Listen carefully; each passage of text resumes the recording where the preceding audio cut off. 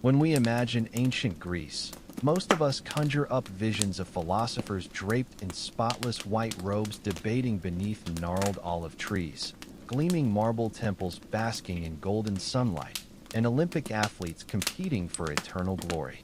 What an idyllic paradise of civilization, right? Nothing could be further from the brutal truth. For ordinary people, ancient Greece was a filthy, merciless struggle for survival that typically ended in agonizing premature death.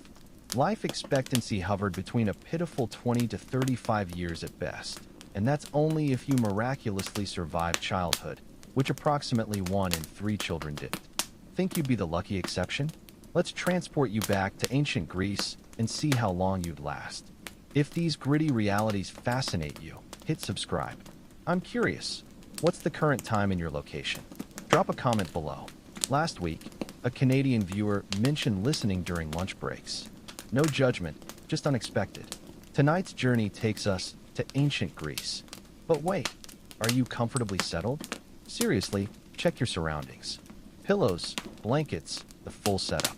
Where we're headed, you'll want every comfort available. Congratulations, you've just awakened in Athens, circa 430 BCE during Pericles' Golden Age. Your eyes flutter open to alien surroundings, a cramped, windowless chamber with crude mud brick walls.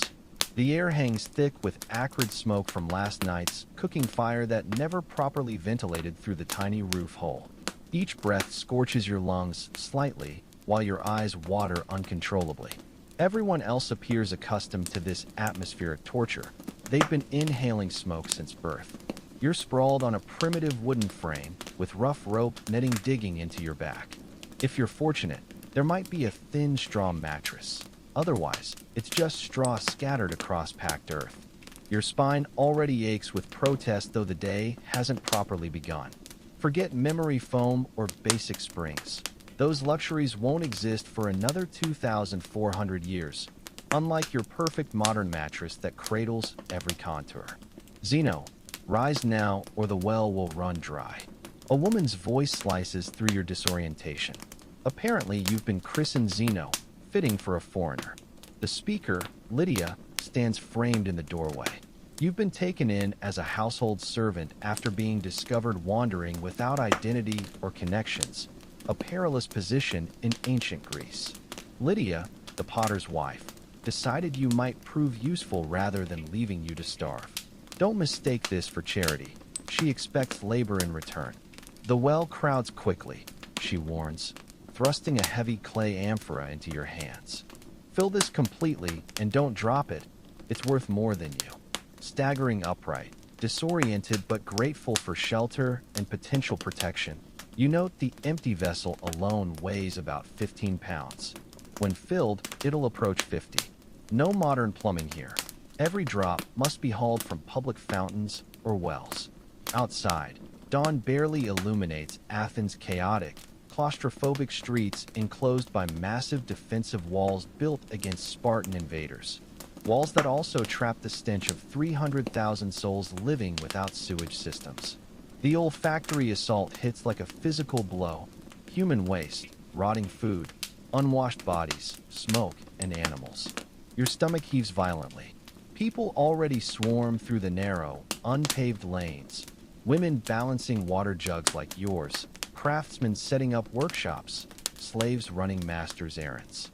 A man urinates casually against a wall without shame or privacy, while a woman empties a chamber pot from an upper window with only a perfunctory warning shout.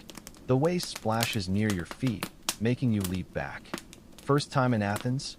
Cackles a hunched old man with rotting teeth. You'll either adapt to the stench or die.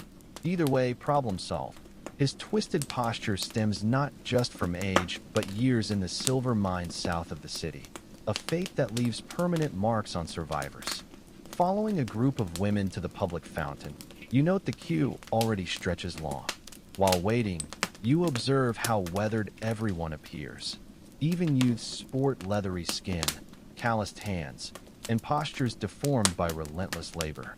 Many display visible health issues, limps, rashes, chronic coughs.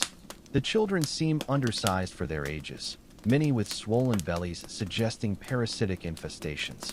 A well-dressed woman glides past with two female slaves, the contrast stark, her clear skin, intact clean garments, and the luxury of not carrying her own water. Social hierarchy manifests physically in Athenians' very bodies. When your turn comes, you wrestle clumsily with the heavy amphora. The water appears questionable, slightly cloudy with a faint odor, yet everyone drinks it unquestioningly. Athens boasts relatively advanced water systems for the era, with terracotta pipes channeling water from distant sources, but contamination runs rampant. No filtration, no chlorination, nothing to eliminate the bacteria, parasites, and pathogens swarming in what looks like clear water. "You're not from here," observes a young woman named Thea as she helps position your amphora correctly. "Your accent's strange. From one of the colonies?" Mumbling something non-committal, your vague response seems sufficient. She demonstrates a more efficient filling technique and advises which fountains offer cleaner water. "This one's decent. Never drink near the tannery, though," she warns. "My cousin did once. Fever took her in 3 days, skin turned yellow, vomiting black bile. The physician blamed bad humors, but we all knew it was the water." This casual mention of sudden, inexplicable death perfectly encapsulates life's fragility here. Death isn't some abstract concept affecting the elderly in sterile hospitals, but a constant companion claiming lives abruptly at any age. Thanking Thea, you heave the filled amphora with a grunt. The shocking weight strains your arms instantly. The women around you, including girls barely 8 years old, handle similar loads with practiced ease, their arm muscles visibly sculpted by years of this daily ordeal. Transporting the water through narrow streets becomes your first survival test. Uneven, unpaved paths littered with stones, animal waste, and garbage create constant tripping hazards. One misstep could mean a shattered amphora and brutal punishment from Lydia's husband, or worse, a twisted ankle or broken bone. Injuries potentially fatal without proper medical care. You miraculously deliver the water intact, arms trembling from exertion. Lydia nods curtly before immediately assigning your next task, grinding barley for the morning meal. The coarse grain bears no resemblance to modern refined flour. The grinding stones weigh heavily, their repetitive motion jarring your wrists and shoulders. "Grind finer," Lydia commands. "Bad teeth already took 2 of my children. The others won't suffer from gritty bread." This offhand reference to child mortality freezes you momentarily. In your time, a child's death is an unthinkable tragedy. Here, it's an expected part of life. Lydia has birthed 7 children, or survived. This constitutes good fortune. The meager breakfast consists of barley bread dipped in watered wine, a few olives, and a scrap of goat cheese served on rough wooden boards, eaten with fingers, no utensils or plates as you know them. The dense, chewy bread tastes surprisingly good thanks to hunger from physical labor. During the meal, you notice a small household shrine with food and wine offerings. Religion permeates every aspect of existence here. The gods actively meddle in human affairs, capable of bestowing fortune or disaster on whims. Proper worship isn't optional, it's essential survival strategy. Post-meal, Lydia's husband Dials leads you to his attached pottery workshop. He treats you neither kindly nor cruelly, merely as a resource to be utilized efficiently. He demonstrates clay preparation, expecting immediate mastery. "You'll start with materials," he declares. "Prove useful, maybe you'll touch the wheel in a year." The work proves brutally physical, hauling heavy clay, mixing it barefoot in large vats, removing impurities manually. The workshop swelters from kiln heat with poor ventilation. Every breath coats your lungs in clay dust. You notice both Dials and his senior apprentice suffer chronic coughs. This work slowly kills them even as it sustains them economically. "Watch for those," Dials warns, pointing to a large rat scurrying along the wall. "They're everywhere, bite you in sleep. My cousin got the fever last year from a bite, nearly died." Rats, mice, fleas, lice, these aren't occasional pests but constant companions in ancient Greek life, infesting food, bedding, and clothing, spreading disease relentlessly. Modern pest control concepts don't exist. People simply coexist with vermin and endure the consequences. As you labor through the morning, your modern body rebels against the unrelenting physical demands. Your hands blister from the coarse clay, your lower back throbs from constant bending and lifting, and your muscles, conditioned perhaps for gym workouts, but not for sustained manual labor, scream in protest. Pathetic, mutters the senior apprentice, Alexios, as he passes by. Your arms look like a child's. You won't last a week. You might be right. Physical weakness here isn't just uncomfortable, it's potentially fatal. Without modern medicine, injuries don't heal cleanly. Without sanitation, wounds fester. Without antibiotics, infections kill. And without social safety nets, those who can't work don't eat. Midday offers a brief reprieve as the workshop shuts down during the hottest hours, not out of kindness, but necessity. The Greek summer sun scorches mercilessly, temperatures regularly soaring above 100 degrees 38 degrees Celsius, with no air conditioning, no electric fans, not even ice. Heat stroke is a real danger, especially for those laboring under such conditions. You're sent to the agora, the marketplace, with a few small coins to fetch supplies. The agora is the beating heart of Athenian public life. Part marketplace, part political forum, part social hub. It's a chaotic, deafening assault on modern senses. Vendors shouting from every direction, hawking everything from food to pottery to clothing. There are no fixed prices here. Every transaction is a battle of haggling. And there's no consumer protection.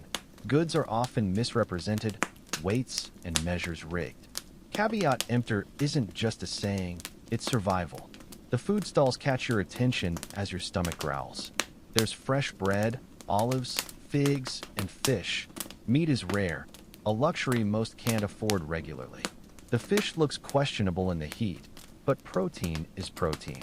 Without refrigeration, everything is either freshly caught, salted, or already beginning to rot. As you navigate the market, a commotion erupts nearby. A man accused of theft is being dragged toward the government buildings for trial. Justice in Athens is swift and brutal. Trials rarely last more than a day, and punishments range from fines to exile to execution. The accused must defend himself without lawyers as we know them, just his wits against the crowd. You purchase what Dials requested and hurry back, wary of getting lost in the maze of streets. Athens has no street signs, no house numbers, no maps for newcomers. Navigation is done by landmarks and memory, a cognitive challenge for a modern brain accustomed to GPS and clearly marked roads. Back at the workshop, you resume your labor under Alexios' critical eye. He seems determined to find fault in everything you do. He's competing for limited resources, and your presence threatens his position. As you work, you overhear a group of men in the street debating politics.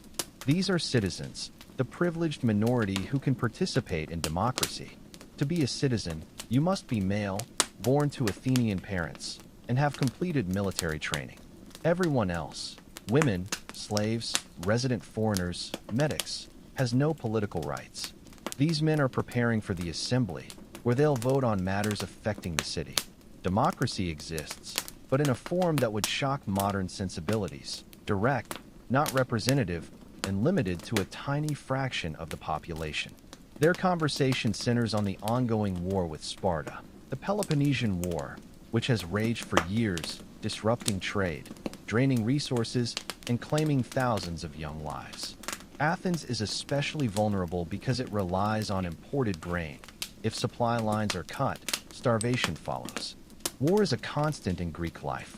Between 700 and 450 BCE, there were only 10 years of complete peace among the city-states. For men of fighting age, military service is mandatory. The hoplite phalanx, the core of Greek warfare, requires intensive training and expensive equipment. If you're called to serve, you'll need to provide your own armor and weapons, costing roughly half a year's wages for an average worker. As the afternoon wears on, you feel something unexpected, a flicker of accomplishment. You've survived your first morning in ancient Greece. You've secured shelter, water, food, and a means to keep earning them. You've started mapping the social and physical landscape around you. But survival here isn't about enduring a single day. It's about navigating a relentless gauntlet of threats. Disease from contaminated water, infection from minor injuries, violence from crime or war, starvation from crop failure, ostracism from breaking unwritten rules. Death is always one misstep away, and you haven't even made it to noon yet. The midday sun beats down mercilessly as you step out of Dial's workshop. Athens shimmers in the heat, the white limestone buildings nearly blinding under the Mediterranean glare. The streets have thinned slightly as people retreat from the worst of the sun, moving slowly, sticking to slivers of shade where they can. Lydia hands you a clay cup of watered wine and a chunk of barley bread. Eat quickly, she says. Then take these pots to Stefano's at the olive oil shop. He'll pay 3 obols. If he offers 2, remind him of his debt to Dials. If he gives you less, don't come back. This is your first solo errand, a test. Can you navigate the city?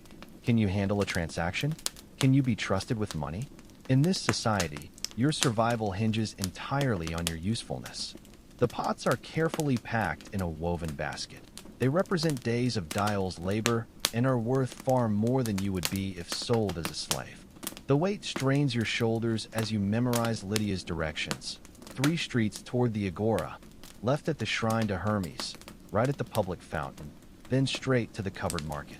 As you walk, you notice how different social classes experience midday differently. Slaves keep working. Their comfort isn't a consideration. Poor laborers rest briefly in whatever shade they can find. The moderately well-off, like Dials, retreat to their homes. The wealthy might enjoy a proper midday meal followed by rest in purpose-built cool rooms. You pass children playing with a pig's bladder inflated as a ball.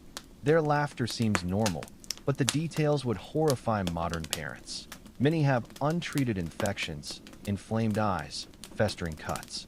They're thin, some with swollen bellies from parasites. They play barefoot in the filth, yet they laugh and argue like kids anywhere, adapted to conditions that would sicken a modern child. A boy of about 7 darts past you, narrowly avoiding a collision. "Sorry, stranger," he calls without stopping. His friend, slightly older, sizes you up. "You're new," he states. "Working for the potter?" You nod, surprised he recognizes you already. "I'm Nikias," he says with the confidence of a kid who knows these streets inside out. "Pottery's good work, if you don't mind the dust. My father says potter's lungs turn to stone eventually, but at least you'll eat." Nikias offers to show you a shortcut to the olive oil cellar. Despite some wariness, you follow him. His knowledge of the city is impressive, ducking through alleys, cutting through courtyards where he's clearly a familiar face, emerging much closer to your destination. Stefano's is fair, but he pretends to forget agreements, Nikias advises. "Stand your ground." He grins, revealing missing teeth, then holds out his hand expectantly. Realizing this help isn't free, you break off a piece of your barley bread and offer it. Nikias accepts with a nod, clearly hoping for a coin, but not surprised by your poverty. Watch for Lysander and his friends, he warns before running off. They rob newcomers. 3 streets that way. He points toward a neighborhood you now know to avoid.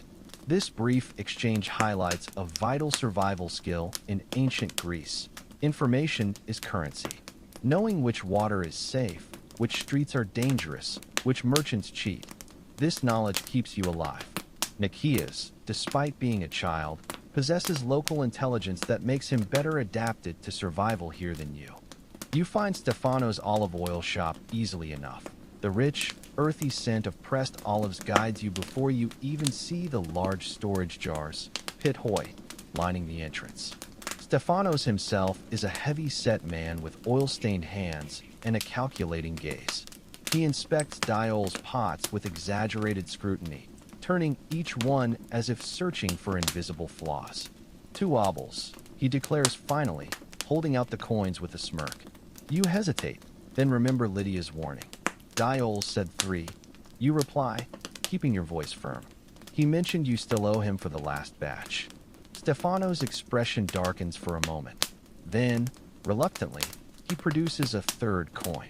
Fine, but tell him next time, The handles need to be thicker.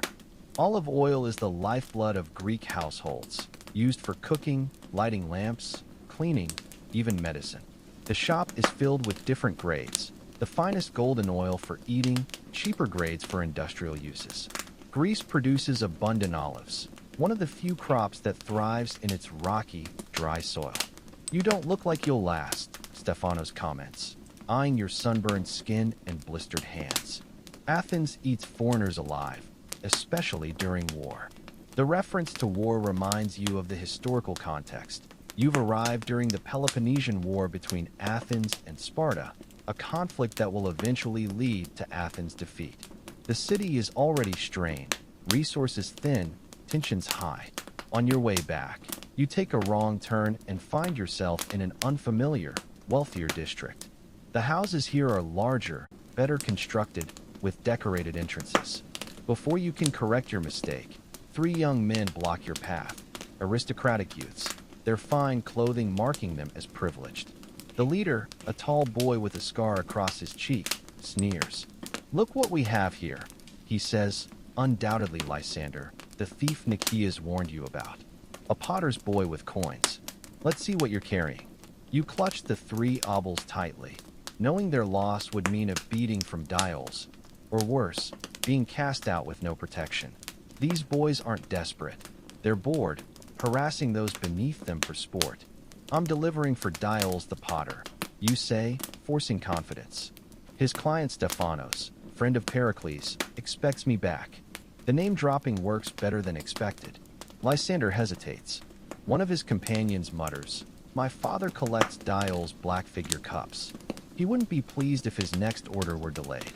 Lysander scowls, but steps aside. "Go on then, but foreigners should know their place. Stay where you belong next time." You escape without further trouble, heart pounding. The encounter underscores another survival reality in Athens. Social connections matter. Even the implied threat of inconveniencing someone important was enough to protect you. Those without such ties are far more vulnerable. Back at the pottery, Lydia nods approvingly when you hand over the 3 obols. Your successful errand has slightly improved your standing. Small victories like this can gradually build security in a world where survival depends entirely on your usefulness. The afternoon brings more labor, grinding minerals for pottery pigments. Copper for blue, iron for red, manganese for black. The work is tedious, the materials toxic.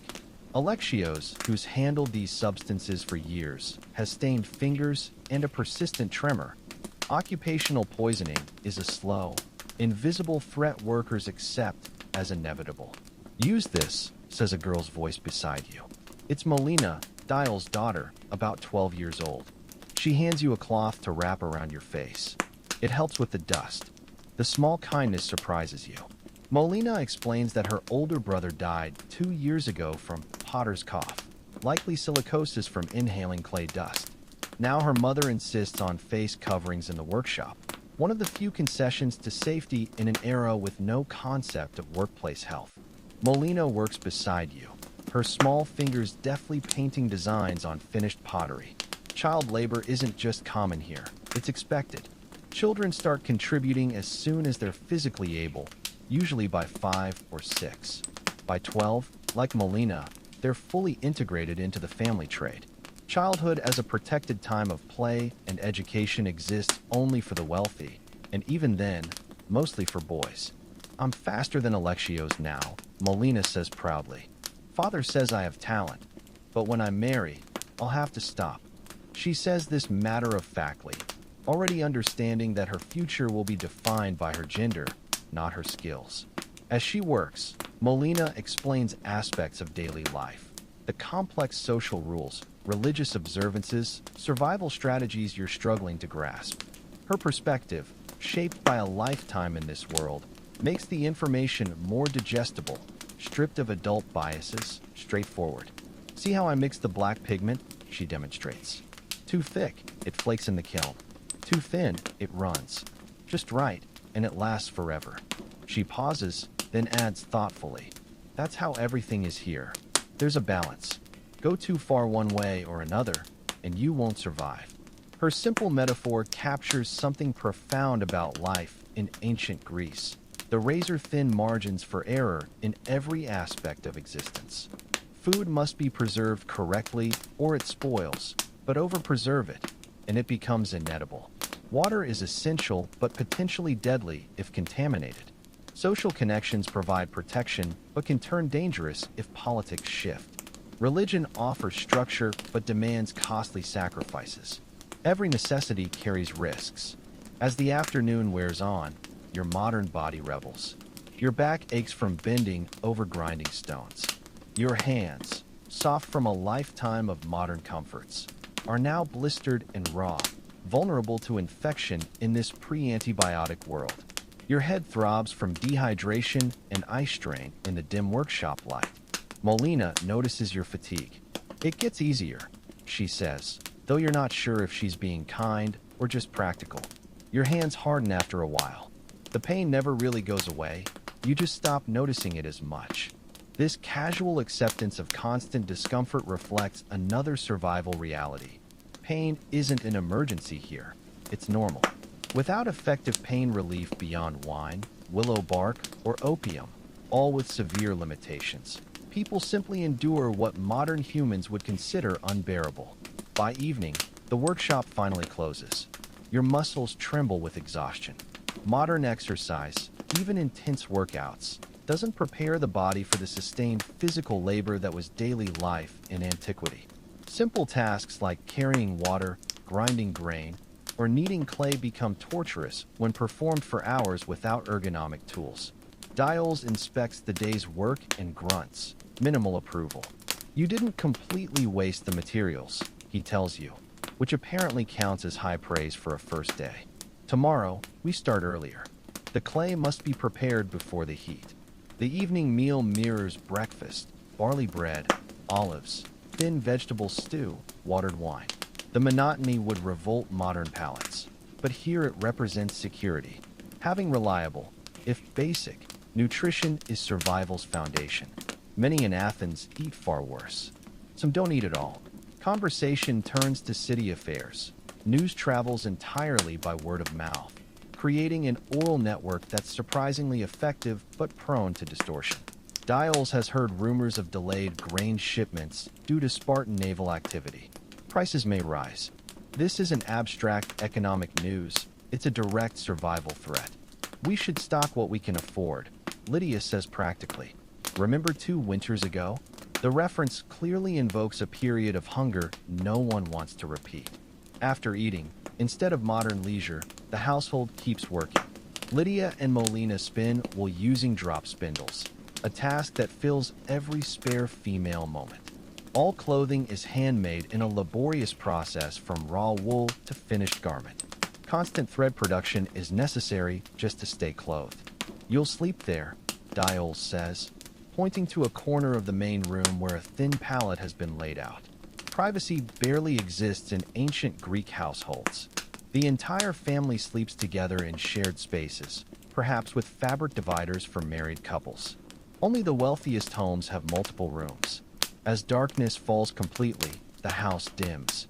Oil lamps provide flickering, yellowish light, just enough for essential tasks. Reading is difficult, detailed work nearly impossible. Most activity simply stops when natural light fades. Before sleep, the family makes small offerings at the household shrine: a few drops of wine, a morsel of bread. These daily rituals maintain the relationship between humans and gods, who are believed to directly influence daily life. Neglecting worship isn't just impious, it's practically risky, inviting misfortune. You imitate these rituals carefully. Their importance for both spiritual and social acceptance is clear. Dials nods approvingly at your participation. Religious conformity is another survival strategy in a world where deviation from norms can mean dangerous isolation. Lying on your pallet, body aching, you hear Athens' night sounds: dogs barking, occasional voices from somewhere nearby, the wailing of mourners. Another death in the neighborhood. Another ordinary occurrence in a world where mortality is a daily companion. Despite exhaustion, sleep comes fitfully. The palate is hard, insects bite persistently, unfamiliar sounds keep jolting you alert. Your mind races, processing the day's overwhelming experiences, calculating survival strategies for tomorrow. You've survived your first full day in ancient Greece, securing shelter, food, water, and the beginnings of social connections. But survival here isn't just about basic necessities. It's about navigating a web of constant threats, disease, injury, violence, starvation, social missteps, where death is always one mistake away. And you haven't even made it to noon yet. The next morning arrives with a jolt, not from an alarm, but from the sharp cry of a rooster outside. Your body protests as you rise from the thin pallet, every muscle stiff from yesterday's labor. The household stirs around you, Lydia already kneading dough by the dim light of an oil lamp, Dial stretching his back with a series of audible cracks, Molina yawning as she gathers her spindle. Fetch water first, Lydia instructs without looking up. The well will be crowded soon. The routine is becoming familiar. The heavy amphora, the pre-dawn streets still cool but already humming with activity. The line at the public fountain, where women exchange hushed news of the neighborhood.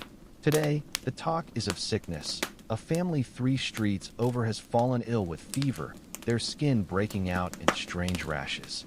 Like the cases in Piraeus, murmurs one woman, making a protective sign against evil. You return with the water to find Theon, Dial's brother-in-law, and a wounded soldier, seated awkwardly near the hearth, his injured leg stretched out. He nods at you in greeting. His presence means the household now has another mouth to feed while he recovers, a complication in already precarious circumstances. Can you grind grain? Lydia asks him, practical as ever. Theon shakes his head. Not steady enough yet. But I can paint designs, my hands still work. Dials considers this, then nods. Good. We have orders to fill. The workshop comes alive with its usual rhythm. Clay preparation, wolf throwing, decorating, kiln tending. You're assigned to assist Theon, mixing pigments and preparing surfaces for his brushwork. His skill is evident. Even injured, his lines are precise, his depictions of gods and heroes fluid and lifelike. You fought at Potidaea? You ask quietly as you work. Theon's brush hesitates for only a second. Yes, 3 months in that damned siege before taking an arrow to the thigh. He doesn't elaborate, but the shadows in his eyes say enough. As you grind minerals for paint, you notice Molina watching Theon's work with fascination. When Dial steps out, she dares to ask, could you show me how to do the shading like that? Theon studies her, a girl asking to learn a skilled trade. Then, surprisingly, he scoots over. Here, the trick is in the wrist. For the next hour, under Theon's guidance, Molina practices advanced brush techniques, something normally reserved for male apprentices. Her progress is remarkable, but when Dials returns, she quickly resumes her simpler tasks. Theon says nothing, but you catch the slight shake of his head, another talent limited by gender. Midday brings a disruption. A well-dressed man arrives, flanked by 2 slaves carrying a wooden chest.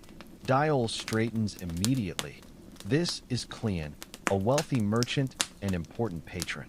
The symposium vessels, Cleon announces without preamble. They must be ready before the Dionysia festival. Dials opens the chest to reveal a stunning array of materials. Precious lapis lazuli for blue, powdered gold for accents, the finest quality brushes. For the scenes from the Odyssey, Cleon explains, my guests will appreciate such artistry. The commission is both opportunity and risk. The materials alone are worth more than the workshop makes in months. Any mistake would be catastrophic. As Cleon departs, the household gathers around the chest like miners discovering gold. Even Alexios, usually sullen, looks odd. Real lapis. He murmurs, touching the stone reverently. Dials assigns tasks carefully. Alexios will prepare the special clay mixture. Theon, despite his injury, will lead the painting. You'll handle material preparation. Molina is conspicuously left out, until Lydia pointedly clears her throat. My daughter has a steady hand, she says firmly. A tense silence follows. Finally, Dials nods. She can assist with borders. It's a small concession, but Molina's eyes light up. The moment reveals the quiet power dynamics within the household. Lydia may not challenge her husband openly, but she knows how to negotiate for her children. As afternoon fades into evening, the special commission dominates all activity. The normal rhythm of the workshop transforms into something more intense, more focused. Mistakes aren't tolerated. Every stroke matters. You're grinding lapis when a commotion erupts outside, shouting, running feet. Dials sends Alexios to investigate. He returns pale-faced. Plague, he breathes. Confirmed cases inside the city walls. The assembly's debating whether to cancel the festival. The word sends a chill through the workshop. Plague isn't just disease here. It's devastation, the kind that topples cities. Dials looks at the half-finished symposium vessels, the priceless materials. We continue working, he decides. The gods will decide what comes. That night, sleep is even harder to find. Theon's labored breathing, his wounds still troubling him, the distant sound of wailing from another street, the oppressive sense of impending disaster. It all swirls in your mind as you stare at the ceiling. Your modern knowledge screams warnings. You know what's coming. The historical plague that will kill a third of Athens. But here, now, that knowledge is useless. No one would believe a foreigner's predictions, and even if they did, there are no real defenses against what's coming. The only choice is to keep working, keep surviving, one day at a time. Dawn arrives with an eerie quiet, the usual bustle of Athens muted, as if the city itself is holding its breath. The air feels heavier today, thick with the scent of burning herbs from household shrines where families desperately attempt to ward off illness. Lydia hands you a cloth soaked in vinegar. Tie this around your face when outside, she instructs. The physicians say bad air carries the sickness. The makeshift mask does little against the stench of a city bracing for epidemic, but you obey, not because you believe in miasma theory, but because the ritual offers some psychological armor against the creeping dread. Your water-fetching route takes you past a house with its doors sealed shut, a crude red X painted on the wood. A neighbor whispers that the entire family inside has fallen ill. No one enters, no one leaves. This is Athens' version of quarantine, brutally effective in theory, but in practice, it means leaving the sick to die without care. At the well, the women stand farther apart than usual, eyeing each other warily. Conversations are hushed, fragmented. Black Bile coming up with the fever. 3 dead already in the Kerameikos. Spartans will smell our weakness. You return to find Dials in urgent conversation with a city official. The man wears a strip of red cloth tied around his arm, a makeshift badge of authority in these chaotic times. All public gatherings suspended, the official declares. The Dionysia festival is postponed. Dial's face darkens. This means Cleon's symposium vessels may no longer be needed. The financial blow could ruin them. But he simply nods. We will pray for the city's health. The workshop continues operating, though at a reduced pace. The precious lapis and gold materials are carefully stored away, too risky to work on now with shaking hands and distracted minds. Instead, the household focuses on producing simple utilitarian ware, cups, bowls, oil lamps, the kind people will always need, plague or no. Theon's condition worsens by midday. His wound, which had been healing, now shows angry red streaks radiating outward. His forehead burns with renewed fever. Lydia sends you running for Cleon the healer, but his house is shuttered. A slave informs you through the gate that the physician has been summoned to the Prytanean. The plague has reached the city's leaders. You return with this grim news just as Theon begins coughing violently. A deep, wet sound that leaves flecks of blood on his lips. The sight sends Molina scrambling backward in terror. Even children recognize this symptom. Dials makes a decision instantly. We move him to the back room. It's not really a room, just a storage area partitioned off by hanging rugs, but it creates the illusion of separation. Lydia prepares a poultice of honey and crushed garlic, nature's crude antibiotics, while you're tasked with keeping Theon hydrated with watered wine. Don't waste. Theon gasps between coughs. The wine. His dark humor surprises you. Even now, facing death, the soldier clings to practicality. You help him drink, then wipe his brow with a vinegar-soaked cloth. His skin feels like fire. As evening falls, the household gathers for a tense meal, except for Lydia, who remains with Theon. The usual chatter is gone. Even Alexios eats in silence. Dials finally speaks. We continue working tomorrow, but no one leaves the compound unless absolutely necessary. His eyes land on you. You'll help me build a second kiln in the courtyard. If the markets close, we'll need to fire pottery with our own wood supply. The plan is sound. Adaptation is key to survival. But beneath the practical preparations lies unspoken terror. Theon's symptoms match exactly what's being reported in the streets. That night, sleep is impossible. Theon's ragged breathing echoes through the thin partition. At one point, you hear Lydia singing softly, a lullaby perhaps, or a prayer to Asclepius. The melody, haunting and ancient, seems to float above the darkness like a fragile raft on a swelling sea of despair. When dawn's first light finally filters through the cracks, you rise to find Lydia still at Theon's side, her face drawn with exhaustion. But she manages a small smile. The fever has broken slightly. He's drenched in sweat, but breathing easier. Too stubborn to die. Theon croaks when he sees you. The dark humor again. This soldier's defiance in the face of death embodies something essential about the ancient Greek spirit. Life here is brutal, short, and unfair, but they endure. As you help Lydia clean the sick room, you notice something odd. Your hands, though sore and blistered from days of labor, show no signs of the tremors plaguing Alexios. Your lungs, though irritated by clay dust, don't burn with the same persistent cough. Modern vaccinations against tetanus, tuberculosis, even the common flu, might be providing unseen protection that your ancient companions lack. It's a cruel irony. Your body, shaped by millennia of medical advancement, may be better equipped to survive this plague than those born into this time. But this realization brings no comfort, because while you might survive, the family that took you in may not. The third morning of the plague dawns with a sickly yellow light filtering through the haze of countless funeral pyres burning across Athens. The stench of smoke and decay clings to everything. Your hair, your clothes. Even the water from the well tastes of ash now. Lydia meets you at the doorway with a cloth pressed to her nose. Don't go to the main fountain today, she warns. They found a body floating in it at dawn. Instead, you're sent with Melina to a smaller cistern 2 streets over. A dangerous errand, but necessary.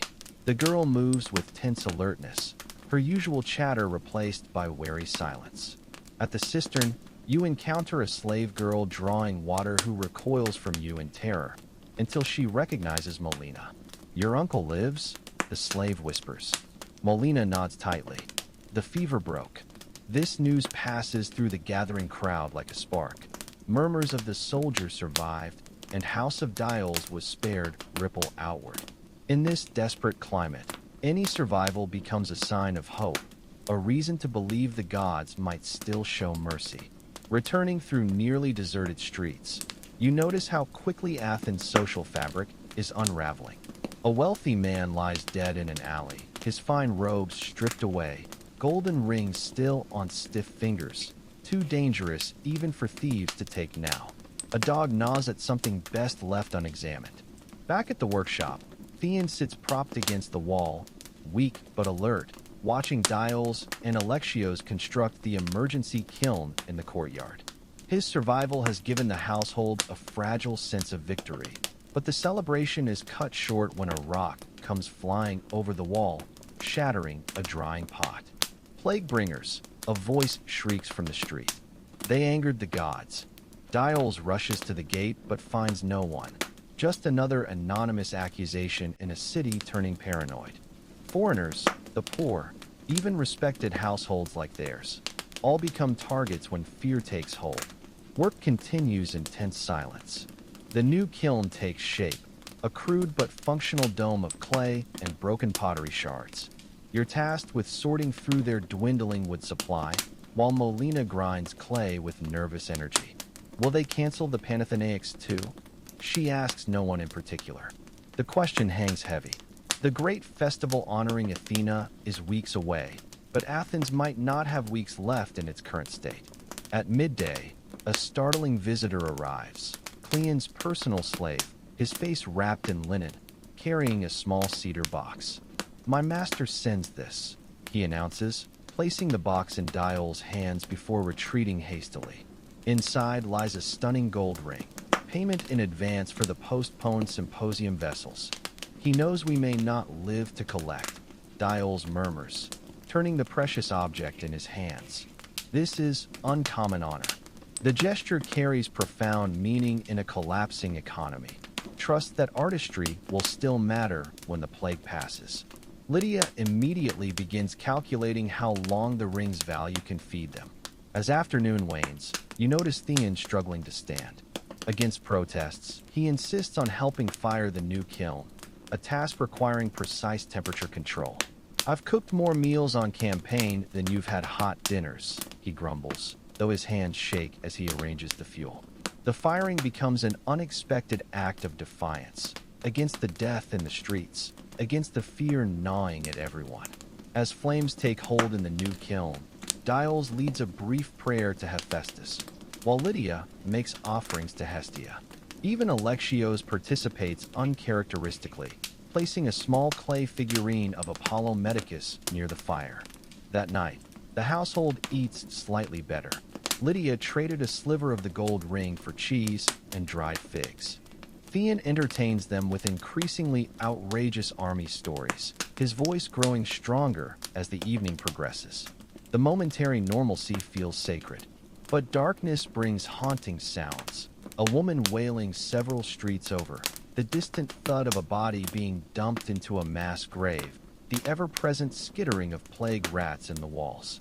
You lie awake long after others have succumbed to exhaustion, watching shadows dance on the ceiling. Somewhere out there, the real Athens, the one of philosophers and playwrights, is dying. The Athens you're surviving in is a different creature altogether. Raw, desperate, stripped down to its most basic elements of fear and stubborn hope. And yet, the kiln fire still glows in the courtyard. The pottery inside will survive the firing. Life, in some form, persists. By the 5th day of the plague, Athens has transformed into a city of ghosts. The once vibrant agora stands half deserted, stalls abandoned where merchants fell ill mid-transaction. Only the desperate still walk the streets, water carriers with vinegar-soaked rags tied over their faces, slave gangs hauling bodies to mass graves, and the occasional wild-eyed prophet screaming about divine punishment. You're grinding grain when a commotion erupts outside, shouting, then an unnatural silence. Dials peers cautiously through the gate. "Pericles' funeral procession," he murmurs. Through the crack in the gate, you glimpse the somber parade. Athens' great leader, felled not by Spartan spears, but by the invisible enemy within the walls. The sight chills you more than the corpses in the streets. If the city's golden sun could perish, what hope remains for potters and peasants? Lydia makes the sign against evil. "The gods take whom they will," she says, but her voice wavers. Work continues mechanically. The new kiln requires constant tending. Alexios' hands shake less when focused on the precise art of temperature control. Theon, though still weak, now helps paint simple designs, his soldiers' discipline adapting to artistic discipline. Molina has taken over grinding pigments with frightening competence. The plague has accelerated her transition from child to worker. At midday, a gaunt figure stumbles into the courtyard. Nikias, the street boy who once showed you shortcuts. His left eye is swollen shut, his tunic torn. "They beat my father to death," he rasps. "Said we brought the sickness from Piraeus." Lydia wordlessly brings him bread and wine. The boy devours it like an animal, then flinches when Dials approaches. But the potter merely places a hand on his shoulder. "You'll stay here tonight." This small act of defiance against the city's growing madness creates an unspoken shift in the household. When Nikias collapses into exhausted sleep by the kiln's warmth, Molina covers him with her own cloak. A gesture that would have earned teasing days ago now passes without comment. As evening falls, you help Thean compile a list of clients who might still buy pottery, a depressingly short scroll. Mark the ones near the Academy district, he advises. Philosophers still eat off plates, plague or no. His dark chuckle turns into a cough, but you notice something different. It's just a normal cough, not the terrifying rattle of 3 days prior. The observation sparks a fragile hope. If Thean can recover, perhaps others will too. Perhaps Athens itself. But then the night wind carries the sound of breaking pottery from somewhere in the distance. Not accidental, but the deliberate destruction of some unfortunate household's livelihood. The message is clear. When fear takes hold, reason shatters like cheap clay. Dials hears it too, without a word. He begins moving their most valuable finished pieces into a hidden storage pit beneath the workshop floor. No one questions this. The unspoken understanding passes between them all. If mobs come, let them find only worthless scraps. As you help conceal the symposium vessels, Cleon's precious commission, Molina tugs your sleeve. Will they really break our home? You have no answer that won't terrify her. But Thean does. Not if we guard it properly, he says, hefting a kiln poker like a weapon. The former soldier's posture straightens. Some instincts never fade. That night, watches are set. Dials takes first shift, then Lydia, then you. When your turn comes near midnight, you find Nikias already awake, staring hollow-eyed at the gate. Couldn't sleep, he mutters. You sit together in silence until he suddenly asks, why do the gods hate us? It's the question all Athens is asking in its heart. You have no ancient Greek answer, only modern knowledge about fleas and bacteria that would sound like madness here. So you offer the only comfort you can. The gods didn't send this. It's just bad luck. Nikias considers this heresy quietly. Then, to your shock, he nods. Like when a roof collapses. No reason. Just happens. This simple analogy, drawn from hard experience rather than philosophy, somehow feels truer than all the divine wrath explanations circulating through Athens. For the first time since the plague began, you glimpse how these people might rebuild, not through blind faith, but through pragmatic acceptance of life's randomness. When dawn's first light finally comes, the household stirs to find the workshop intact, the street outside littered with broken pottery, but from a different house, not theirs. The relief is palpable, but so is the guilt. Survival today means someone else suffered instead. Lydia breaks the tension by announcing she'll make honey cakes, an absurd luxury in plague time, until you realize she's using the last of their reserves. A feast today against possible starvation tomorrow. As the sweet scent fills the courtyard, even Nikias manages a smile. The moment feels stolen from death itself, precisely because it shouldn't exist here, now, in this devastation. Yet it does. And that, perhaps, is the most ancient Greek truth of all. That life, however fragile, insists on being lived. Even in plague, even in war, even at the edge of the abyss. On the 7th day of the plague, the rhythm of survival has hardened into routine. Dawn finds you grinding grain while Lydia stirs a thin porridge, stretched further each morning with extra water. Thean tests his leg cautiously, putting weight on the healing wound.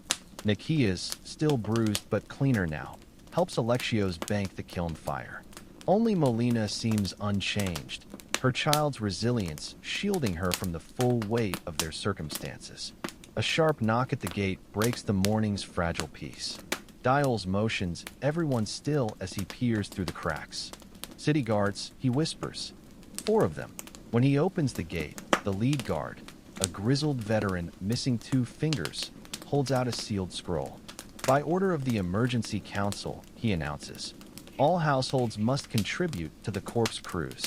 Dials accepts the scroll numbly.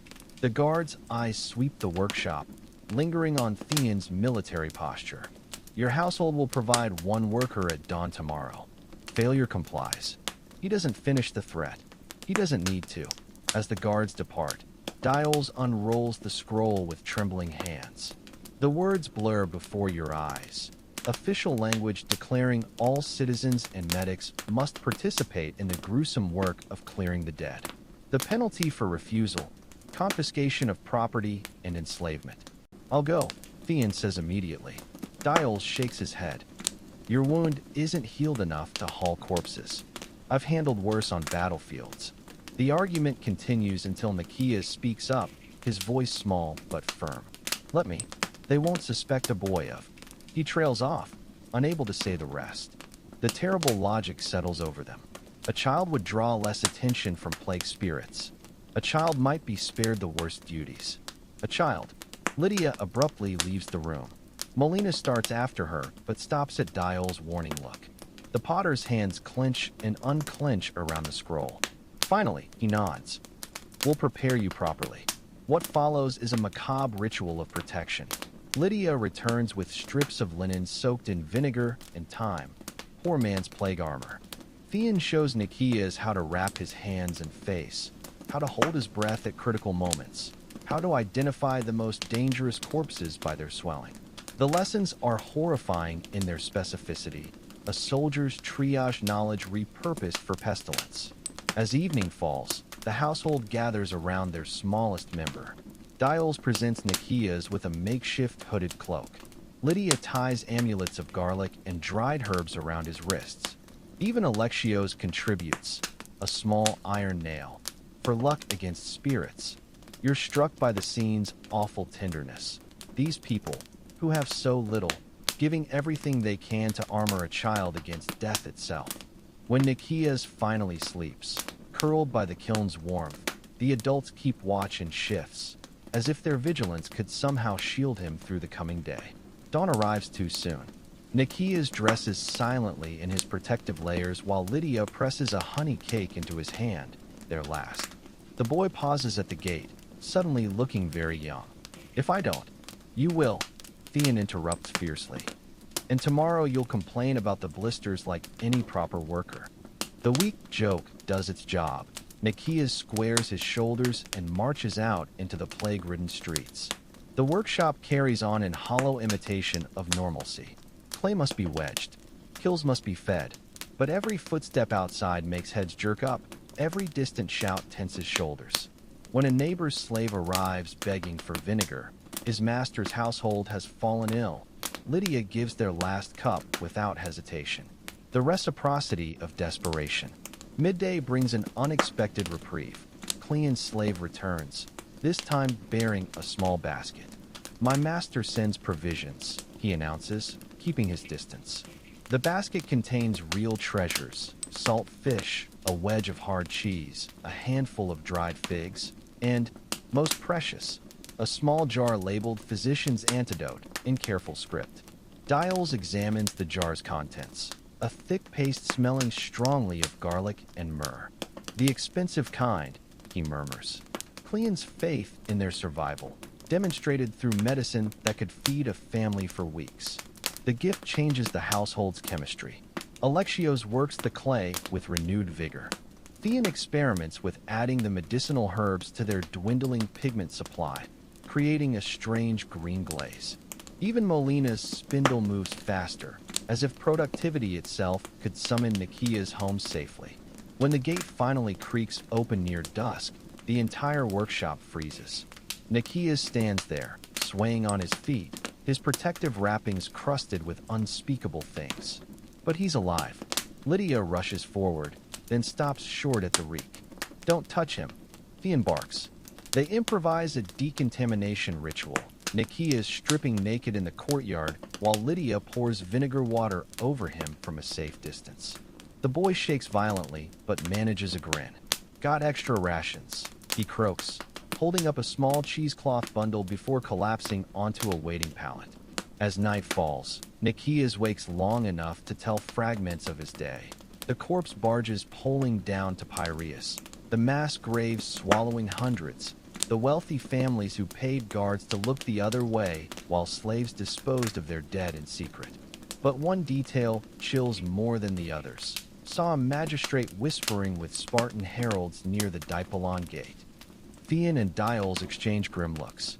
If Athens leaders are negotiating with Sparta while the city burns, no one voices the treasonous thought aloud. Instead, Lydia produces Cleon's medicinal paste, mixing a small portion with wine. For strength, she insists, doling out portions to everyone, even Nikias, who gags but swallows it obediently. The paste burns going down, a fiery trail of false comfort. But in this moment, the placebo effect is as valuable as real medicine. The household sleeps better tonight, their bellies fuller, their fears momentarily quieted by the day's small victory. They've kept death at bay for one more rotation of the kiln. The 10th morning of the plague dawns with an unnatural silence. Even the ever-present wails from the streets have diminished, not because the dying have ceased, but because so few remain to mourn them. The air hangs thick with the metallic tang of burning herbs and the underlying stench that no amount of vinegar can mask. Nikias sleeps fitfully, his small body still recovering from yesterday's horrors.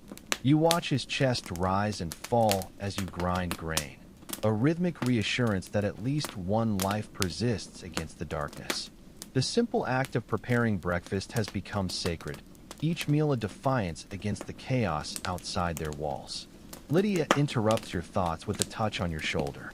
"We need more vinegar," she murmurs. The last jar is nearly empty. The errand is dangerous, but necessary. Vinegar has become their primary defense, for cleaning, for makeshift masks, for purifying anything that enters the household. Dials hesitates before nodding his approval. "Take Theon with you. And don't go to the Agora. Try the smaller shops near the Leocorian shrine." The streets are nearly unrecognizable from the vibrant Athens you first encountered. Buildings stand abandoned, their doors gaping open to reveal ransacked interiors. A stray dog trots past with something fleshy in its jaws. The few people still moving do so with haunted eyes, clutching their vinegar-soaked cloths like talismans. Theon walks stiffly beside you, his healed leg still troubling him. "Keep your distance from anyone coughing," he mutters. "And don't touch anything without washing after." His soldier's instincts have adapted well to this new kind of warfare. The shop near the Leocorian is shuttered but not abandoned. An old woman peers through the cracks before unbarring the door just enough for trade. Her face is a roadmap of wrinkles, her eyes sharp with survivalist cunning. "2 drachma for a jug," she croaks, holding up a clay vessel. Pre-plague, it would have cost a fraction of the price. Theon starts to protest, but you place the coins in her outstretched hand without bargaining. These are not normal times. The woman's eyes widen slightly at your accent, but she says nothing. In plague-ridden Athens, foreignness is the least remarkable trait. As you turn to leave, she grabs your wrist with surprising strength. "The Spartans have crossed the border," she whispers. "My nephew saw their scouts beyond Acharni." Theon's face darkens. If true, this means Sparta is exploiting Athens' weakness, attacking while the city drowns in its own filth. The military implications are catastrophic, but more immediately, it means the remaining food supplies will be diverted to soldiers, leaving civilians to starve. You hurry back, the vinegar jug clutched tightly. The news hangs between you and Theon like a third presence. Neither speaks until you're safely inside the workshop gates. Dials takes one look at your faces and knows. "How long?" "Days, maybe less," Theon replies. The household absorbs this in grim silence.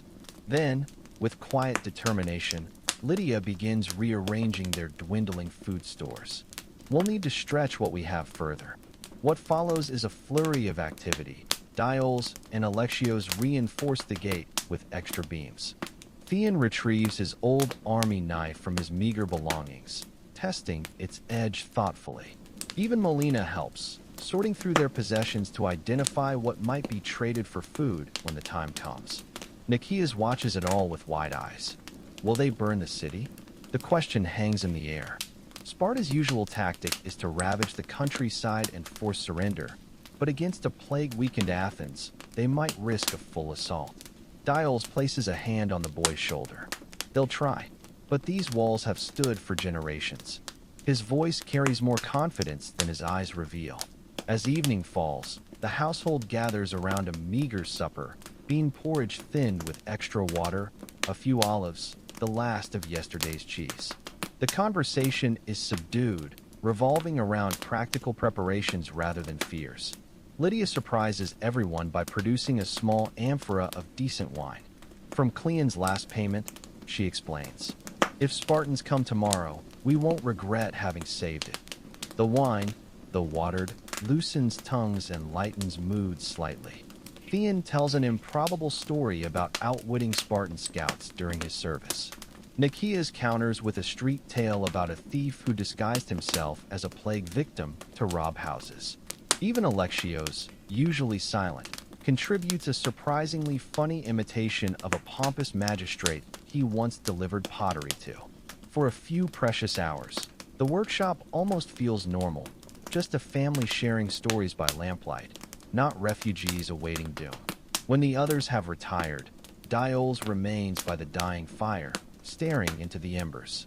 You join him, unsure what to say. Tomorrow, he begins quietly. If the Spartans break through, take Melina and Nicias to the temple of Hephaestus. Sanctuary might be respected. The unspoken implication that he, Lydia, Theon, and Alexios will stay to defend the workshop hangs between you. You want to protest, but the set of Dial's jaw tells you it's pointless. This pottery represents generations of his family's labor. He'll die before seeing it torched. As you prepare for sleep, the night sounds have changed, no longer just the cries of the sick, but distant metallic clangs that might be armor, faint shouts that could be military orders. Athens, the city of wisdom and art, now waits with bated breath for the sword's descent. Yet in the courtyard, the kiln still glows faintly.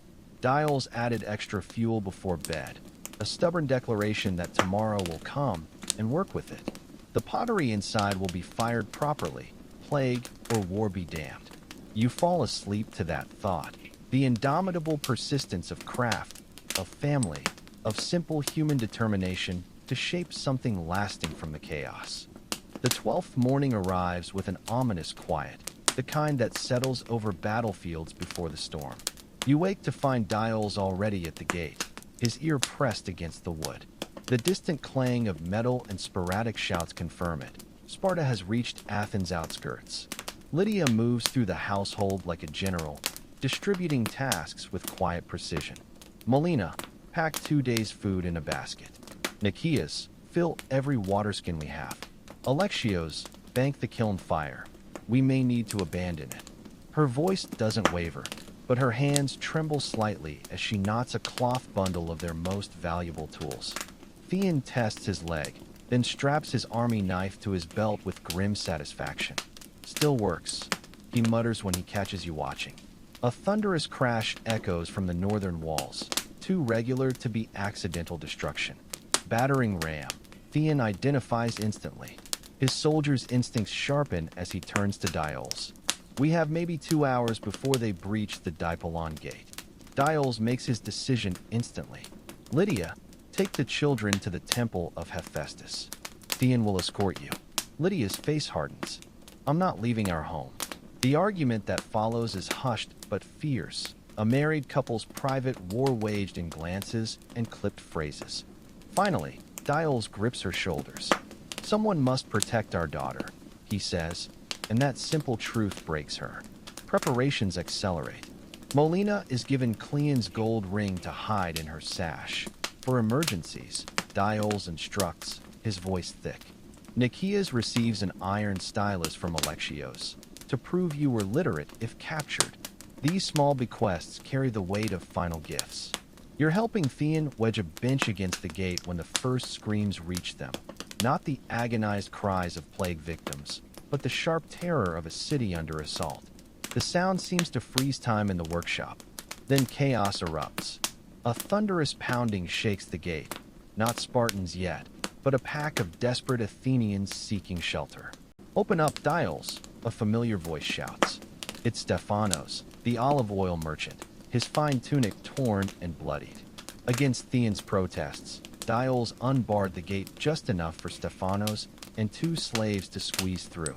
They're butchering medics in the agora, the merchant gasps, saying we betrayed Athens to Sparta.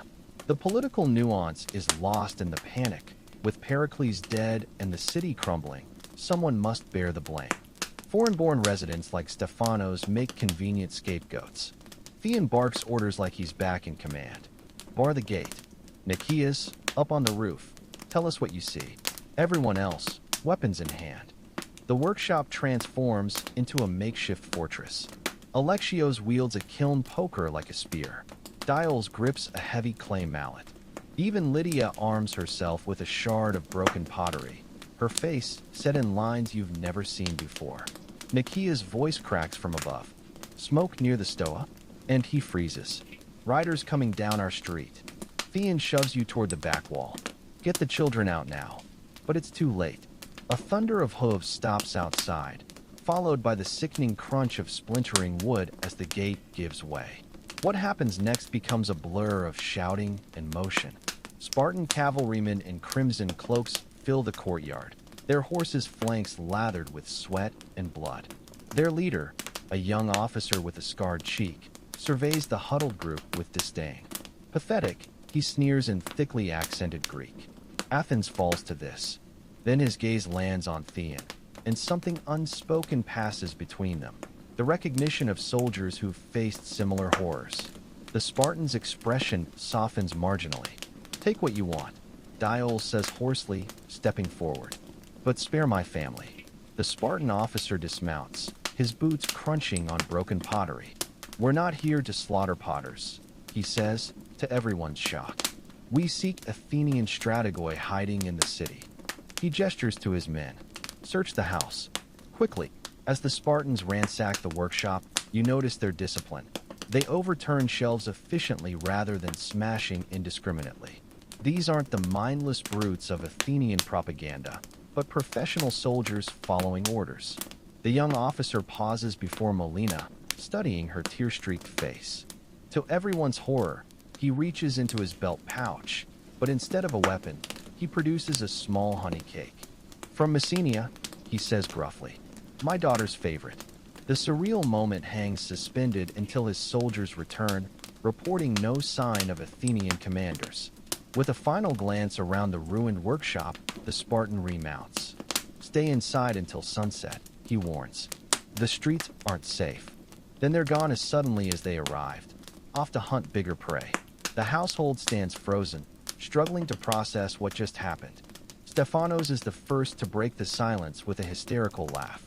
We lived, he gasps. By the gods, we actually lived. But Diol's face tells a different story as he surveys his shattered gate, his scattered tools, his life's work in disarray. Survival came at a cost, one that won't be tallied until the dust settles. As afternoon wanes, cautious sounds of life return to the street. The Spartans have moved on to richer targets, leaving this working-class neighborhood largely intact. Thean organizes a watch rotation while Lydia tends to minor injuries. Nikias, still clutching his iron stylus, finally voices the question haunting everyone. What happens now? No one has an answer. Sparta controls the city, but Athens isn't defeated, just broken. The plague still rages. The survivors still hunger. The pottery orders won't resume anytime soon. Yet as you help Dials begin clearing debris, you notice something miraculous. The kiln still burns. Amidst all the destruction, that stubborn fire persists, waiting for hands to shape new clay to begin again. And perhaps that's the lesson written in the ashes of this day. Civilizations fall, but craft endures.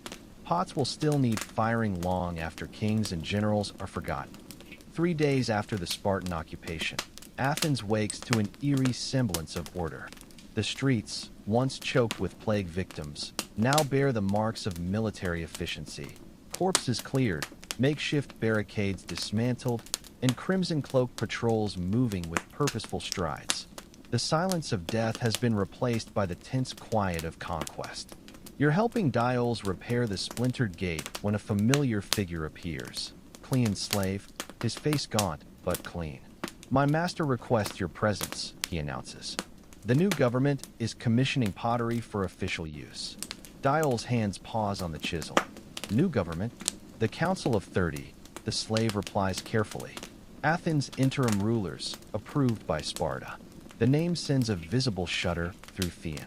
Every Greek knows what interim governments, approved by conquerors, mean. Puppet regimes designed to bleed a city dry.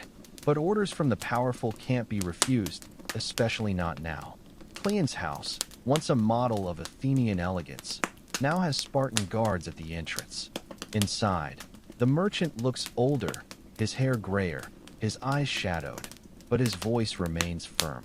They need amphorae for grain distribution, he explains without preamble, and tablets for proclamations. I recommended your workshop. The unspoken message is clear. This is protection disguised as opportunity. By tying themselves to the new regime's bureaucracy, Dial's family might survive the coming purges. Dials hesitates only a moment before nodding. We'll need clay from Mount High Meadows. Already arranged, Cleon replies. Then, lowering his voice, they're marking medic households tomorrow. Get your foreigner papers in order. The warning hangs heavy as you return through streets where Spartan scribes are already at work, chiseling proclamations into freshly whitewashed walls. One catches your eye. All Athenian males aged 18 to 60 to present themselves at the gymnasium for registration. Theon reads it and swears softly. Back at the workshop, the household gathers to hear the news. Lydia immediately begins sorting through their meager documents while Molina clutches her newly acquired gold ring. They'll take you for the army, Nikia says to Theon with startling certainty. Wounded or not. The former soldier doesn't contradict him. Instead, he begins demonstrating basic spear techniques to Nikias and Molina in the courtyard. Not the polished moves of hoplites, but dirty street fighting tricks. If someone grabs you, he growls, showing how to jab a stylus into an attacker's thigh. Go for the soft parts. That night, the household holds an impromptu feast, their last good meal before rationing begins. Lydia produces hidden reserves, dried figs, a wedge of aged cheese, even a precious flask of unmixed wine. As you eat, Dials recounts happier times. Festivals where his pottery won prizes, the birth of Molina, the day Theon returned from war. The stories glow brighter against the gathering darkness. At dawn, Spartan criers march through the streets announcing the new order. Curfews, work assignments, mandatory appearances. When they reach the pottery, their leader, a humorless man with a broken nose, studies your foreign features. Report to the docks tomorrow, he orders. Labor crews need strong backs. Theon steps forward. He's my apprentice. Essential to our military contracts. A tense silence follows. Then the Spartan shrugs. 2 days exemption. Then he works. As they leave, Dials grips your shoulder. We'll find a way. But his eyes betray the truth. Under occupation, everyone's days are numbered. Work resumes in grim determination. The official commission provides rare luxuries. Good clay, clean water, even a guard to deter looters. But the price becomes clear when a Spartan officer arrives to inspect progress. His critique focuses not on craftsmanship, but on capacity. Double this output, he commands. The prisons need more voting urns. The chilling implication hangs unspoken. Athens' democracy will die by voting. Its own institutions weaponized against it. That afternoon, while fetching water, you witnessed the first public trial under the new regime. A former assemblyman dragged before a hastily erected tribunal. The charges are vague, corrupting youth. The verdict predetermined. When the man is led away, his face shows not fear, but weary resignation. You return to find Molina crying silently over her brushwork. They took Kirio's demos from next door, she whispers. His daughter and I used to play knucklebones. No one knows how to comfort her. In this new Athens, childhood friendships are no protection. As evening falls, Theon disappears briefly, returning with disturbing news. They're drafting all former soldiers, Athenian or allied, into peacekeeping forces. His mouth twists around the euphemism. I have until tomorrow to report. Lydia immediately begins packing him a kit. Bandages, dried meat, a tiny Apollo figurine from the household shrine. Theon lets her fuss, but his eyes stay locked on Dials. Watch the back alley, he murmurs. They're posting informers there. The unspoken farewell hangs heavy. When Theon embraces Molina, she presses her gold ring into his hand. For emergencies, she echoes Dial's earlier words with heartbreaking precision. That night, no one sleeps. The kiln burns through the darkness as if keeping vigil. At first light, Theon dons his old military cloak and departs without ceremony. Just a final nod to Dios, a quick ruffle of Nikia's hair. You watch from the gate as his silhouette merges with the stream of other conscripts marching toward an uncertain fate. When you turn back, Dios is already at the wheel, his hands shaping clay with furious intensity. The pottery must go on. Even in tyranny, people still need bowls to eat from, jars to store their oil, urns to bury their dead. And perhaps that's the final, bitter lesson. Civilization's collapse isn't marked by grand explosions, but by the quiet persistence of mundane needs amidst the unraveling of all else. A moon's turn under Spartan occupation has transformed Athens into a grotesque parody of itself. The streets bear fresh whitewash over bloodstains. The agora echoes with forced laughter at Spartan-approved comedies, and the once vibrant pottery stalls now produce only two items: utilitarian bowls for the conquerors' mess halls and black-figured urns for their victims. You're shaping one such urn when the workshop door bursts open. Not Spartans this time, but a breathless Nikias, his tunic torn and face streaked with soot. "They're burning the olive groves," he gasps. "The resistance. They struck at the Spartan grain depot." Dial's hands freeze on the wheel. For weeks, whispers of underground resistance have circulated. Former soldiers, disenfranchised citizens, even medics like Stefanos working in shadow. Now it seems the spark has finally caught. Lydia bolts the door while Alexios peers through the shutters. Smoke rising near a Carney gate, he confirms. A dangerous hope flickers through the workshop, but Dials crushes it swiftly. "Double the guard shifts," he orders. When regimes feel threatened, they lash out. His prediction proves horrifyingly accurate. By dusk, Spartan troops march through the Kerameikos district dragging bloodied prisoners, not combatants, but ordinary shopkeepers and slaves accused of sympathizing. The message is clear. Collective punishment will be the order of the day. That night, as you take first watch, a faint scratching at the gate startles you. Peering through the cracks reveals a hooded figure. Theon, barely recognizable beneath bruises and filth. He collapses just inside the gate, gulping the water you offer. 30 of us escaped the labor detail," he rasps. "They're hunting us house to house." Dials makes the decision instantly. The kiln. What follows is a frantic scramble. Theon's wounds cleaned with their last vinegar, his emaciated body stuffed into the kiln's mouth just as pounding begins at the gate. The Spartan officer who enters wears the cold smile of a hunter who knows his prey is near. "We seek a deserter," he announces, his men already ransacking the workshop. Dials spreads his hands. "We are loyal potters, as your own orders prove." He gestures to the stacks of Spartan-approved wares. The officer's gaze lingers on Molina, now deliberately painting an urn with shaking hands. "Your daughter has skill," he remarks casually. "Such talent should be protected." The veiled threat hangs heavy as his men overturn shelves, stab storage jars, even probe the clay pits with spears. When they approach the kiln, still radiating afternoon heat, Theon holds his breath.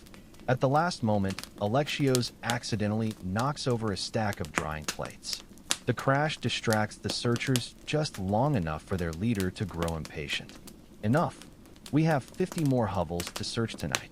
As the Spartans depart, Theon emerges from the kiln, his skin blistered but his spirit unbroken. "They're weaker than they look," he whispers fiercely.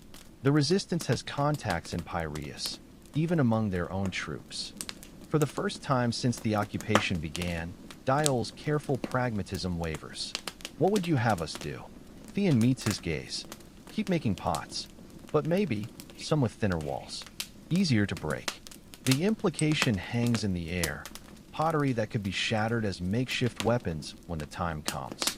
A dangerous proposition, but one that appeals to the craftsman's pride in Dial's eyes. Over the next days, the workshop operates on two levels: outwardly obedient, inwardly subversive. Urns meant for Spartan barracks are fired slightly more brittle. Storage jars develop accidental weak points. Small acts of rebellion, but ones that could matter in the right hands. The tension crescendos on the morning the resistance makes its move. Your glazing bowls when the city erupts. First shouts, then the unmistakable clang of steel on steel. Nicias, posted as lookout, comes sprinting back. It's happening. The Spartans are falling back to the Acropolis. Chaos engulfs the district as former prisoners and underground fighters flood the streets. Theon grabs his kiln poker, but Dial stops him with a look. "Our war is here," he says, pointing to the terrified women and children streaming past. "Get them inside." What follows is neither glorious battle nor cowardly hiding, but something profoundly human. The pottery workshop becomes a refuge. Lydia binding wounds, Molina distributing their hidden food stores, even Alexios surprising everyone by revealing basic medical skills learned during his brother's illness. When the dust settles 3 days later, the Spartans are gone, not defeated militarily, but unwilling to waste more troops on a plague-ravaged, rebellious city. The price of their withdrawal is steep. Athens must tear down its long walls, surrender its fleet, and become a Spartan client state. But it remains Athens. In the quiet that follows, the household surveys their changed world. Theon stares at his hands, no longer a soldier's, but not quite a potter's either. Nicias clings to Molina like the sister he never had. Lydia and Diol stand shoulder to shoulder, their silent communication speaking volumes. And you? You're left with the profound realization that civilizations don't end with a single dramatic collapse. They fray at the edges, stitch themselves back together in imperfect ways, and carry on. The Athens of philosophers may be gone, but the Athens of potters, mothers, and survivors endures. As evening falls, Diols does something extraordinary. He fires the kiln not for profit or orders, but for its own sake. The act feels almost sacred, a declaration that some flames refuse to be extinguished. When the wares emerge at dawn, they're neither Spartan-approved nor resistance weapons, just honest pottery, flawed but functional. And perhaps that's the most revolutionary act of all, in a broken world, continuing to create.